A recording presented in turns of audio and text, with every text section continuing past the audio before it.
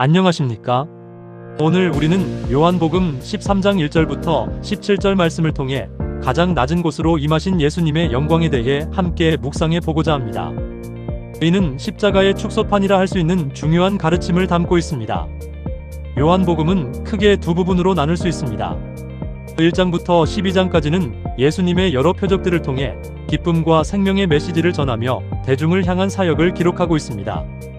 그리고 13장부터 21장까지는 영광의 책으로 불리며 마지막 유월절을 배경으로 한 은밀하고 깊은 사랑의 이야기, 즉 십자가를 향한 영광의 문이 열리는 과정을 담고 있습니다. 특히 요한복음은 마지막 만찬에서 성찬식의 제정보다는 제자들의 발을 씻기시는 장면에 집중하며 영광의 책을 시작합니다. 창조주께서 피조물의 발 앞에 무릎을 꿇으셨다는 사실은 우리에게 큰 충격을 줍니다. 당시 발을 씻는 일은 가장 낮은 종이 행하는 일이었으며 스승이 제자의 발을 씻는 것은 상식 밖의 충격적인 사건이었습니다. 이는 단순한 예절 교육이 아니라 세상에 있는 자기 사람들을 끝까지 사랑하시겠다는 예수님의 깊은 사랑을 보여주는 행위였습니다. 요한복음 13장 1절 말씀처럼 세상에 있는 자기 사람들을 사랑하시되 끝까지 사랑하신 것입니다. 세상의 영광은 대개 높아지고 군림하며 체면과 권력을 추구하는 데 있습니다. 하지만 예수님의 영광은 이와는 정반대의 모습을 보입니다. 스스로 낮아지고 모든 것을 내어주며 희생과 끝까지 사랑하는 모습을 통해 나타납니다.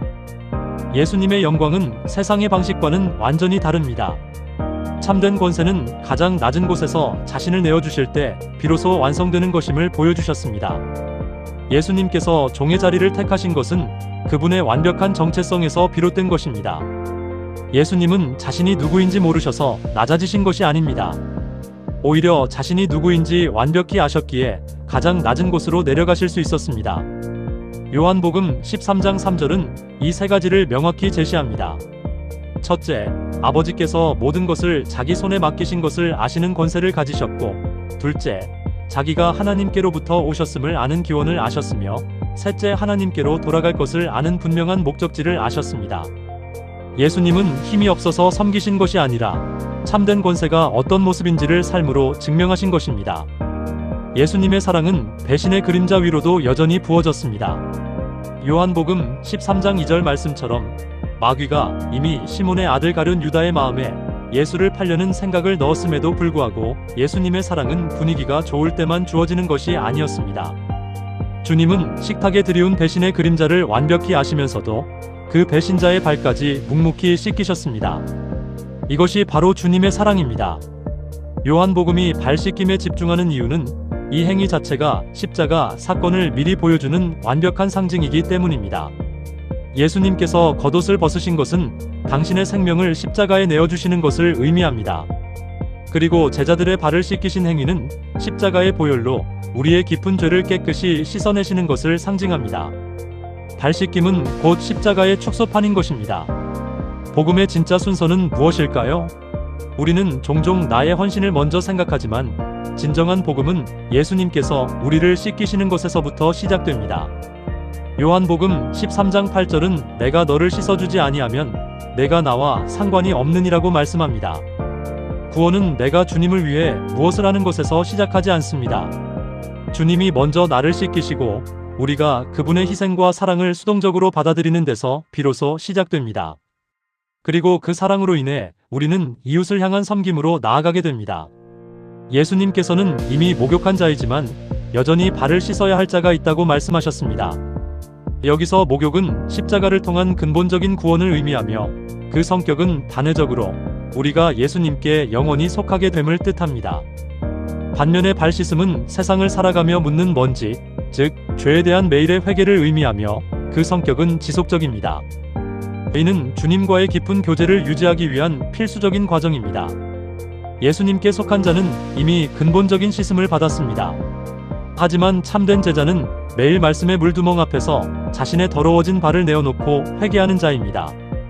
공간을 공유한다고 해서 정결이 보장되는 것은 아닙니다. 요한복음 13장 10절과 11절은 너희가 깨끗하나다는 아니니라고 말씀합니다. 베드로는 의미를 다 깨닫지 못하고 실수투성이었지만 끝내 주님의 씻기심, 즉 십자가를 받아들였습니다. 반면 가룟 유다는 겉으로는 같은 식탁에 앉아 발 씻김의 의식에 참여했으나 예수님의 말씀을 마음으로 거부했습니다. 종교적인 자리에 함께 앉아있다고 해서 저절로 깨끗해지는 것이 아닙니다. 참된 정결은 십자가를 인격적으로 받아들이는 데 있습니다. 주와 선생이 이렇게 하셨으니 우리도 행해야 합니다. 요한복음 13장 15절에서 예수님은 내가 너희에게 행한 대로 너희도 행하게 하기 위해 내가 본을 보여주었다고 말씀하셨습니다. 예수님을 따른다는 것은 세상에서 더 높은 자리를 차지하기 위한 연습이 아닙니다. 주님이 이미 내려가신 그 가장 낮은 자리로 우리도 기꺼이 수건을 두르고 함께 내려가는 것입니다. 이것이 진정한 따름의 모습입니다. 예수님께서는 공동체에 완전히 새로운 질서를 세우셨습니다. 세상의 질서는 주로 누가 더 높으냐를 질문하고 체면과 순서를 따지며 대접받기를 원하는 관계 방식을 가집니다. 이는 경쟁하고 군림하는 공간에 적용됩니다. 그러나 하나님 나라의 질서는 누가 먼저 낮아지느냐를 묻고 서로의 연약함, 즉 발을 기꺼이 씻어주는 관계 방식을 가집니다. 이는 가정, 직장, 소그룹 등 사랑으로 복종하는 곳에 적용됩니다. 교회는 높아짐을 경쟁하는 곳이 아니라 주님처럼 기꺼이 체면을 잃고 서로를 섬기는 법을 배우는 곳이 되어야 합니다. 참된 삶은 순종으로 완성됩니다. 요한복음 13장 17절은 너희가 이것을 알고 행하면 복이 있으리라고 약속합니다. 성경적 지식은 머리에서 멈추지 않습니다. 요한복음은 머리로만 아는 제자를 참된 제자로 인정하지 않습니다.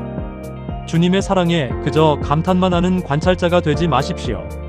삶의 자리에서 수건을 두르고 직접 엎드리는 순종만이 참된 복이며 이를 통해 진정한 제자의 삶을 살 수 있습니다.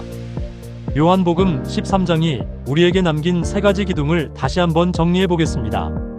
첫째, 영광의 방식입니다. 참된 권세는 스스로 가장 낮은 곳으로 내려가는 십자가에 있습니다. 둘째, 복음의 순서입니다. 나의 어설픈 헌신보다 조건 없는 주님의 씻기심을 온전히 받는 것이 먼저입니다. 셋째, 제자의 삶입니다. 내가 먼저 받은 그 압도적인 사랑으로 오늘 내 곁에 있는 지체의 발을 씻기는 삶입니다. 이 세 가지 기둥을 마음에 새기고 살아가시기를 바랍니다. 마지막으로 우리 자신에게 질문해 보십시오. 당신의 수건과 대안은 어디에 있습니까?